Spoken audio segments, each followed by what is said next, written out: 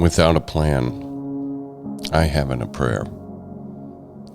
Those were the very words I told my sponsor one evening after I had been sincerely and intensely engaged in formal, written 12-step work. I went on to tell him that I had to reword the steps. I had to remove their religious or spiritual aspects in order to work them. There was no other way. At first, he seemed annoyed, and he remarked, "What are you going to do? Cut out the God steps and work 6 steps instead of 12? The road to relapse is paved with reservations. Why can't you just let go and let God?"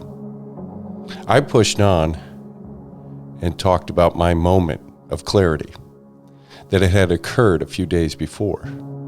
The moment of clarity I spoke of was special because it was the first time I fully and completely admitted to myself that I was an alcoholic and an addict, and that I absolutely was not in control.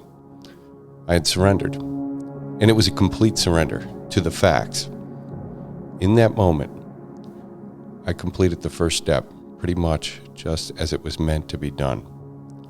In current 12-step doctrine, the first step is to be followed quickly by the second and third steps. And in these instruct us to turn our will and our lives over to the care of God in order to be restored to sanity. Even in those days, I knew there was only one voice in my head. For me, it was a crisis, a baptism of pain that moved me into action.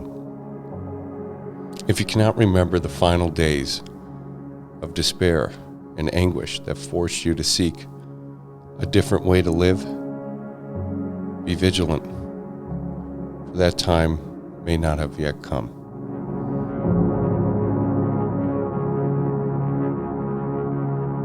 Thanks for starting your day with hammock readings, and we look forward to seeing you again tomorrow.